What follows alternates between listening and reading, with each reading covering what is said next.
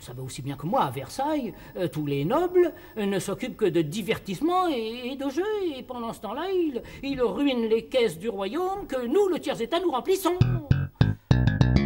Donc nous voici à bord, nous voici parés pour un nouveau vol. Nous allons en 1788. Parés au décollage, quand vous voulez, tenez-vous bien.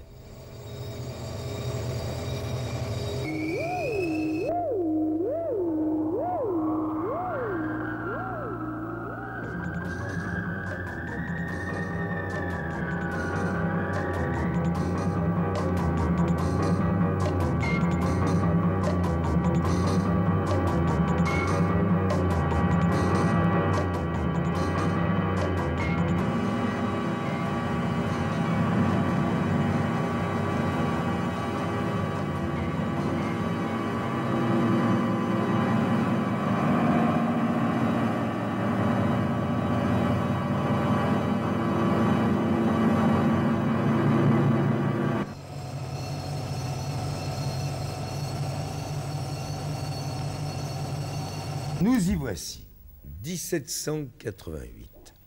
Toute l'alimentation de base des Français à cette époque-là est faite de pain. Pas le pain qu'on achète maintenant, du gros pain noir.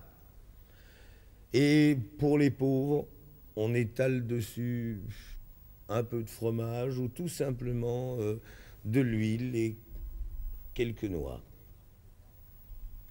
Mais en cette année 1788, où nous voici donc, la récolte a été désastreuse. La pluie, la grêle, les inondations, le ciel a déversé son lot de misère. Mais regardez ici. Regardez. Regardez, vous voyez ces femmes? Elles glanent les quelques épis pour leur subsistance. Mon champ n'est qu'au point champêtre. Mais les gerbes sont point levées, au point de si pressé de glaner. Ce sont les premiers à l'œuvre qu'on grain, c'est bien le manque de grains qui le pousse. Et moi, je peux point lever mes gerbes avant que ces messieurs du château y n'aient pris leur compte. Allez. On glane, et mine de mine, on tire l'épi de la gerbe. Je dis point ça pour vous, mais c'est quand même ça qu'arrive. Il n'y a qu'à suivre l'usage. Sans elle, tous les pauvres, beaucoup de ces paysans sont de petits propriétaires qui travaillent en famille. D'autres louent leurs terres aux seigneurs du lieu ou à des bourgeois riches de la ville.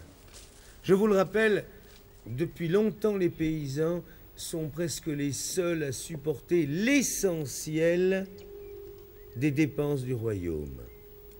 Payés, toujours payés, encore payés. Ils sont cernés de toutes parts. Toutes les classes de la société les volent. Regardez comment ça se passe. Oui, ils ont prélevé leur dîme.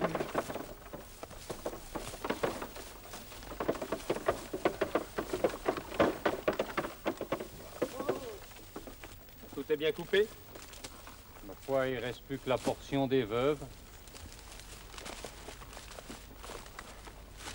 C'est bon.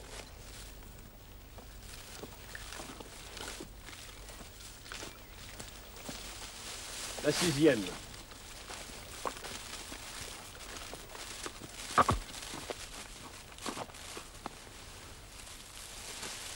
La 6e.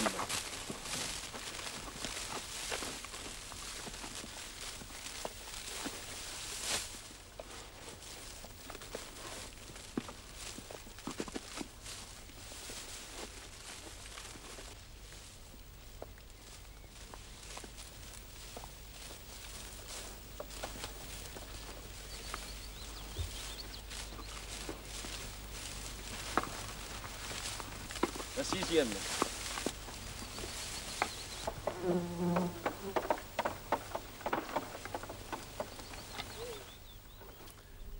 Centre d'exploration du temps. Oui, je vous reçois 5 sur 5. Alors là, qui se sert d'abord? Eh bien, il y a l'église d'abord qui est passée. J'ai entendu parler de la dîme qui a été prélevée. Et là, c'est l'intendant du Seigneur. Qu'est-ce qui reste aux paysans? Eh bien, je vous laisse deviner, pas grand-chose. Une fois qu'un fermier ou un métayer a payé la location de sa terre, ses impôts, il ne lui reste plus que 25 à 30% du produit de sa récolte. Vraiment. Alors que surgisse un mauvais été comme en cette année 1788, et c'est la catastrophe, c'est la misère. C'est ce qui se passe cette année-là. COT? Oui, je vous reçois 5 sur 5. Oui, on se rend bien compte qu'une telle situation d'injustice devient de plus en plus insupportable à ces hommes. Mais comment réagissent-ils? Je vous laisse deviner qu'ils ne réagissent pas très bien. Mais est-ce que vous connaissez, Jacques, la famille Coquart? Ah non. Eh bien, c'est une famille qui habite dans ce village. Elle est assez représentative des paysans de cette époque. Et peut-être que si vous ouvriez vos rétrocaméras, vous pourrez voir exactement comment ils réagissent à toutes ces injustices. Et Maître Bourdier veut le saisir? Bah, ça fait bientôt 3 ans que Maître Bourdier lui a fait l'avance de 20 000 livres pour qu'il achète la compagnie à son fils dans le régiment royal. Montre. Et puis? Il n'a seulement pas encore remboursé la première somme. Et dès l'instant que Maître Bourdier veut être payé, il a le recours de faire valoir ses droits saisis sur l'hôtel du comte à Chinon, c'est le contrat signé. Monsieur le comte a beau le prendre de haut, faudra bien qu'il paye. Mon pauvre Guillaume, c'est corps sur nous que ça va retomber cette affaire. Le comte avec une saisie, il ne manquait plus que ça. Déjà qu'il est comme fou depuis quelque temps, à nous ravir nos droits, à nous faire payer le tiers et le quart, à être sur notre dos comme la misère sur le dos d'un mendiant. Il n'a rien trouvé de mieux ce printemps que de nous fermer l'usage des bois où on avait coutume de mener nos bêtes. On peut même plus ramasser le bois mort. Sans compter le bois de nos outils. Si ça continue, Guillaume, on devra gratter la terre à main nue, avec nos ongles. Si j'avais su que tu venais, je l'aurais fait de plus grasse avec du bouillon. Ça t'aurait moins changé, mon Guillaume, de ce que tu manges en ville.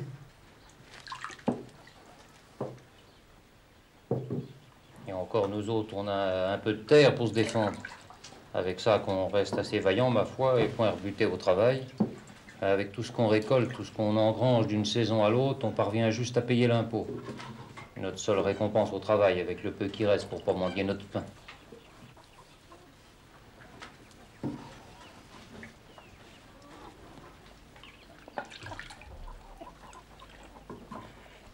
On a payé la taille, c'est la capitation. Quand on a payé la capitation, on se trouve requis pour la corvée royale sur les grandes routes. Quand on rentre chez soi, nous faut loger gratis les gens de guerre de passage et sans ménagement pour nos provisions. Quand ceux-là sont partis, là les gabelous qui viennent tâter la soupe jusque dans notre assiette. Jamais assez salé pour leur sale gueule.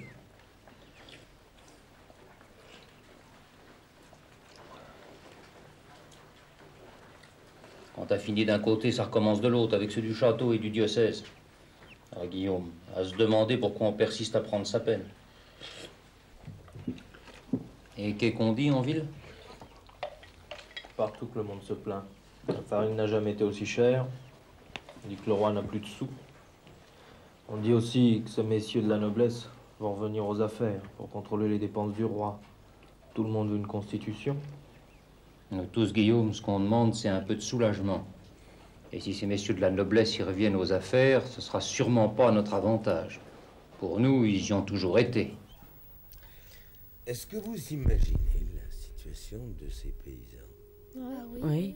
Très grave. Ils sont malheureux.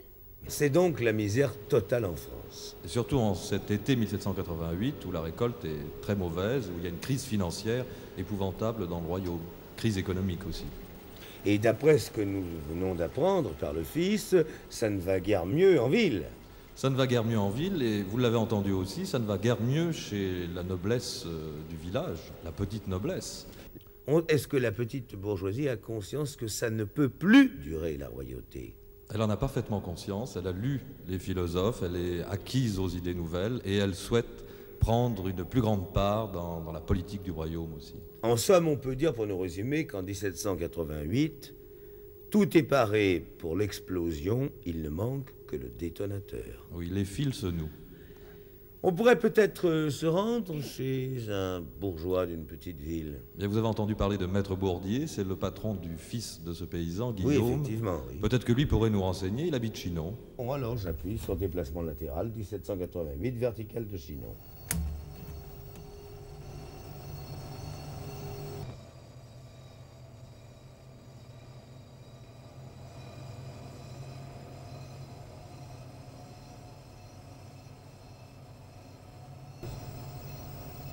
Surtout, maître Bourdier, ne soyez pas inquiet. Nous vous avons soustrait à votre époque. Nous sommes 5 Français de l'an 1982 et nous avons inventé une machine à remonter le temps qui nous permet de mieux connaître l'histoire de notre pays. 1788, une mauvaise année, maître Bourdier. Nous l'avons vu, la misère des paysans est tragique. Mais vous-même, vous êtes notaire dans une petite ville, à Chinon. Qu'en pensez-vous? Eh bien, mon Dieu, mais la situation est mauvaise pour tout le monde, car il ne faut pas croire que mes affaires soient aussi prospères que jadis. Tenez par exemple à Chinon. Le prix du vin est tombé de moitié. Le blé ne vaut plus rien. En plus, vous venez de le dire, nous allons avoir une très mauvaise récolte. Bon, vous allez me dire, cela va provoquer une flambée des prix, mais il n'y a rien à vendre. Et puis les impôts augmentent. Alors, les propriétaires en profitent pour augmenter le prix de leurs terres. Ben, les paysans ne payent plus le champard ou la dîme. Vous savez, le champard, c'est encore un impôt. C'est encore un impôt, bien sûr. On peut considérer, maître Bourdier, qu'en cette année 1788, vos affaires ne vont pas très fort, mais enfin, vous n'êtes tout de même pas dans la misère. Non, ça Dieu m'en garde, non, parce que, n'est-ce pas, nous avons énormément travaillé dans ma famille. Mon grand-père n'était pas notaire. Non, mon grand-père était un artisan. Il faut dire que les temps ont beaucoup favorisé l'exercice de son art. Ça n'est pas comme maintenant. Et un beau jour, il a eu envie de faire fortune, alors il s'est lancé dans le commerce. Et si mon père n'avait pas été aussi habile, eh bien, il n'aurait pas su faire fructifier son héritage. Et comme le saint homme a bien voulu s'occuper de mon éducation, eh bien, il m'a acheté à Chinon une charge de notaire. Non, ce qu'il faut dire, c'est que notre fortune à nous autres, c'est par notre travail et par notre persévérance que nous l'avons gagnée. Et je ne suis pas le seul, hein. Non, non, croyez-moi, à Chinon, il y a beaucoup d'hommes d'affaires, de petits artisans, de commerçants qui ne doivent leur aisance qu'à leur talent, c'est tout. Maître Bourdier, il me semble éprouver une certaine aigreur dans vos propos. Écoutez, cher monsieur, mais vous semblez oublier les privilèges.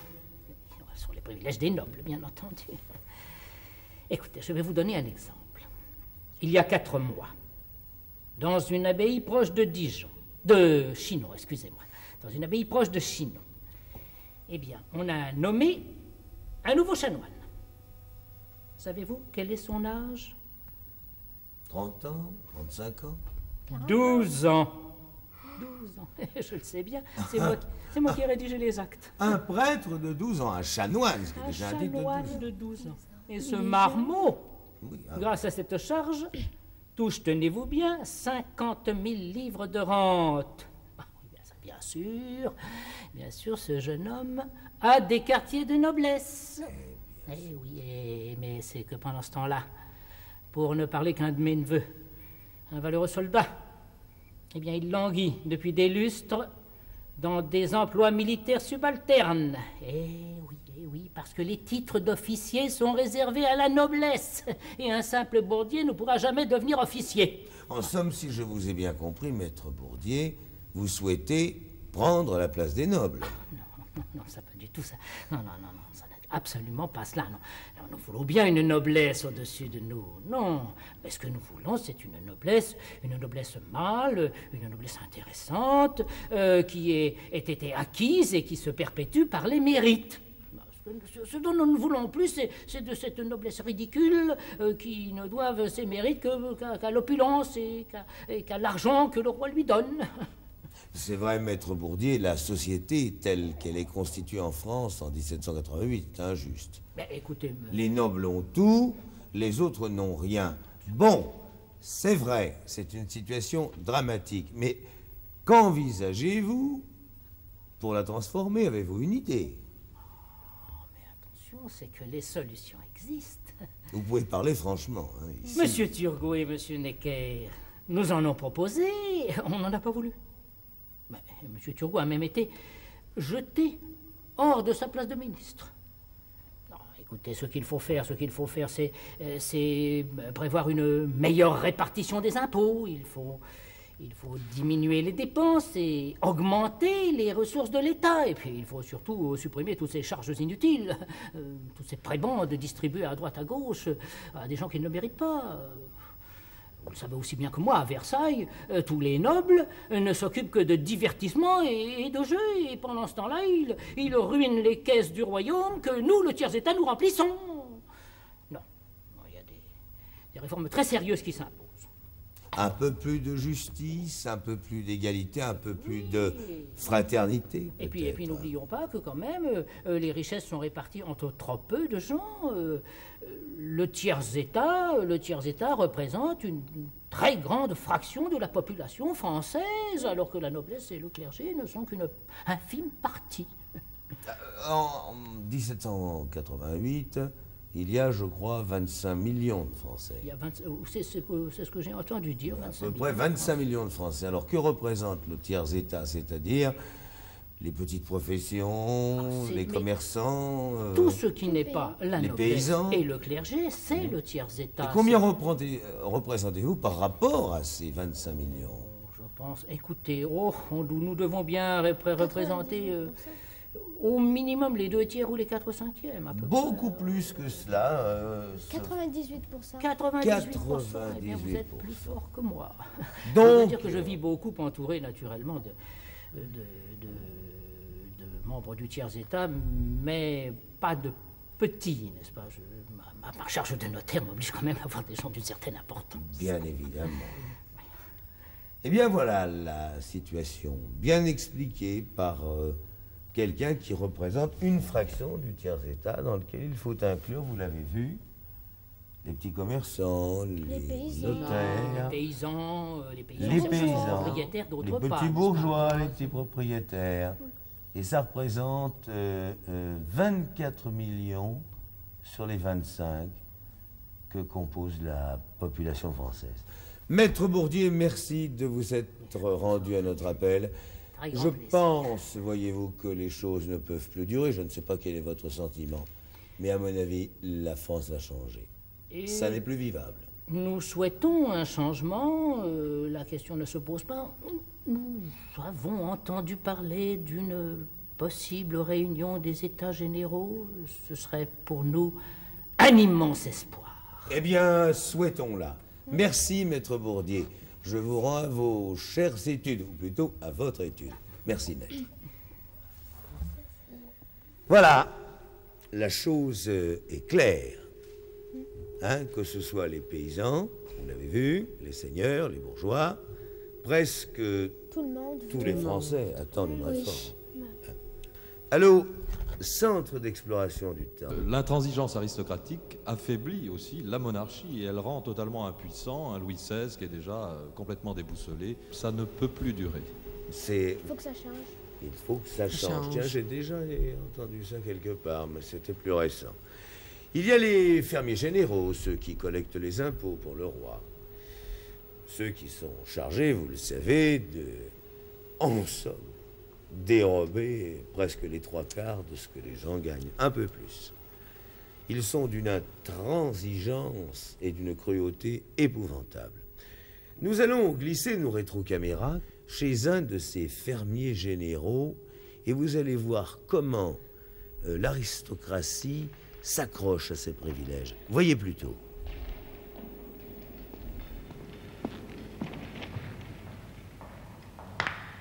Nous n'avons pas bonne réputation auprès du peuple qui nous accuse de gaspiller l'argent. Vous n'êtes pas sans savoir que notre charge de fermier général nous coûte plus cher qu'elle ne nous rapporte. Je n'ai pas à en juger, monsieur. Je suis là pour vous servir.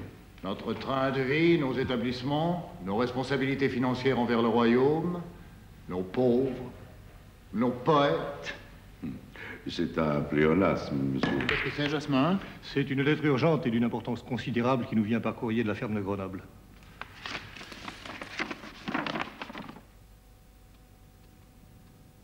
Ah.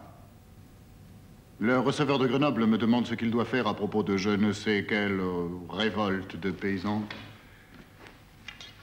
Le receveur de Grenoble n'est-il pas bien muni en soldat pour faire respecter la ferme?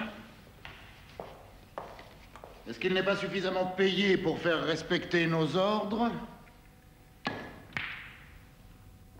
Nous avons un tribunal à Valence. Des juges à notre dévotion, que l'on juge, je ne veux pas, je le répète, être importuné par des vétilles. Bonneville, vous êtes homme d'esprit? On me prête quelques mots. Eh bien, vous allez gagner ma ferme du Dauphiné et commander que le tabac soit augmenté d'1 sou à la livre et le sel de 10 sous au quintal. Voilà ma réponse à l'insolence de ces villageois. Quant au bon ordre, veillez à ce que tous les directeurs et autres sous-fermiers le maintiennent sur tout le territoire de la ferme. Que l'on prépare une lettre à ma signature accordant les pleins pouvoirs à monsieur le chevalier et faisant état de mes volontés. Il serait souhaitable que les sommes ainsi perçues fussent dans les 15 jours acheminées vers nos caisses. Partez. C'est urgent. Je n'en doute pas.